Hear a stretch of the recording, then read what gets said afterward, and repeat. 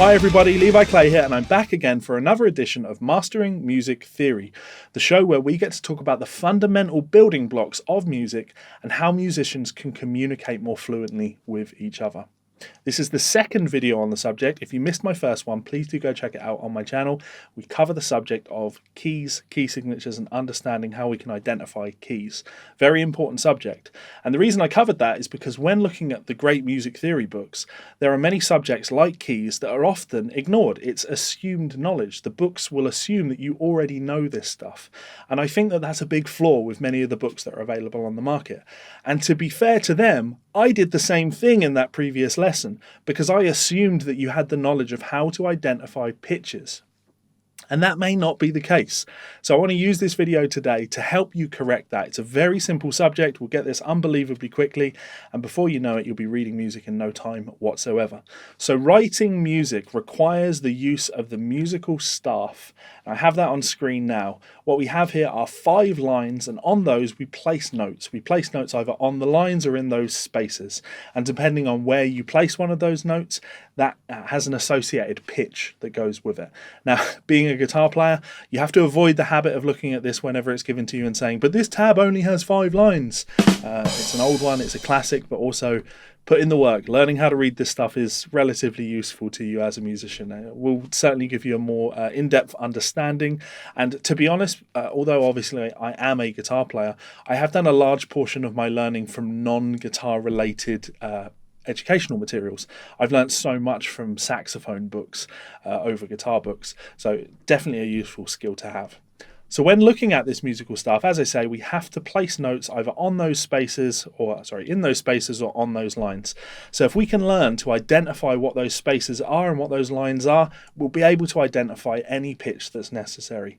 So as with our previous lesson where we used mnemonics in order to learn the order that sharps and flats appear in given keys, we're going to do the same thing for learning notes here.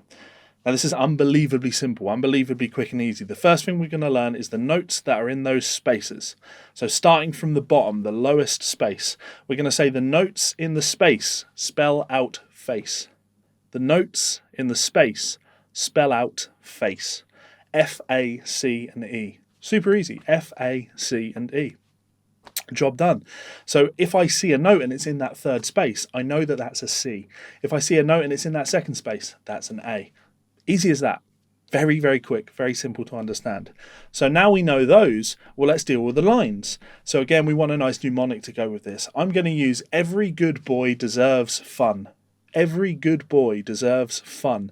Super easy to remember. And this, again, from that lowest line, will tell us what each one of those lines are.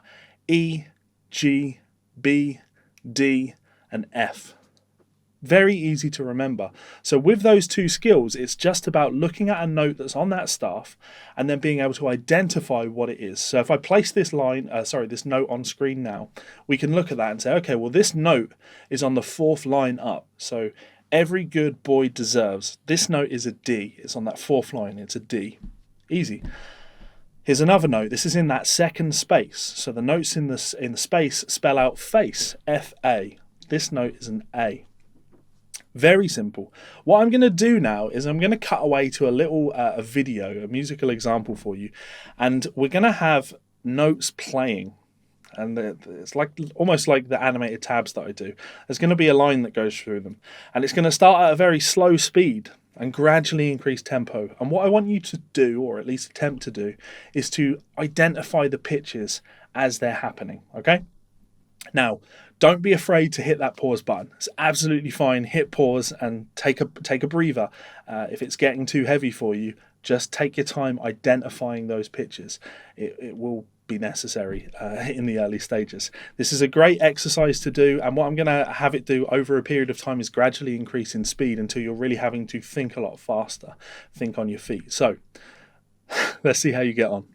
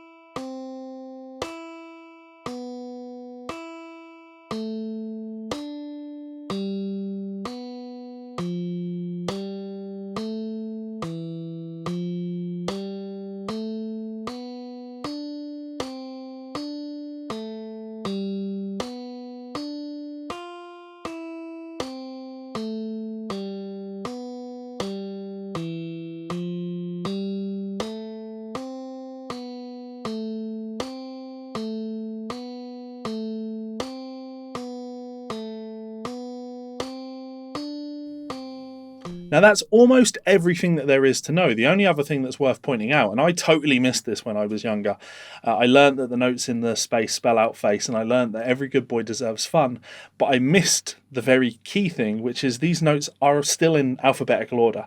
So the lowest line is an E, the next space is an F, then we have a G, and then an A, and then a B, and then a C, a D, an E, and an F. They are all in order. There's no randomness to it. So using that logic, if we have a note that's an F, as you can see on screen now, if we were to go one higher than that and put it in the space above the staff, the first space above the staff, this note would be one higher than F. This is a G. We could even go one higher than that. Now, looking at this note, what you can see is that there's actually a line that goes through the note. This tells me that this would be on the next line if the musical staff was bigger. If the staff was bigger, this would be on the next line. This note is an A. We could go one higher than that. This note would be a B. And again, this is indicated by the fact that there is a line, but it's now underneath the note. It's telling us that this note would be sitting on in the space. Now we call these lines ledger lines.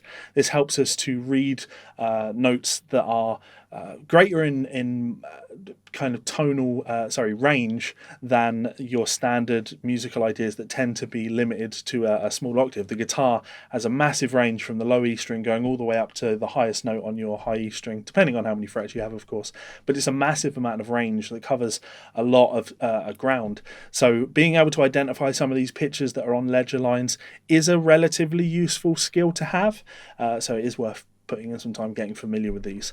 Now, of course, the same applies in reverse. We can go down to the bottom and look at the lowest line. This is an E.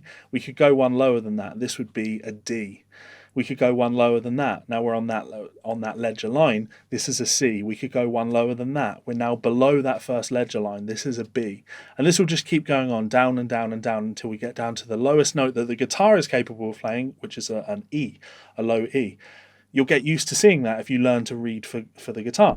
But of course, if you were tuned to drop D, this would be lower, so on and so forth. Like this, the whole point of a musical stuff is that it's supposed to be relatively flexible to your needs as a reader or as a composer or arranger, whatever it happens to be that you consider yourself to be.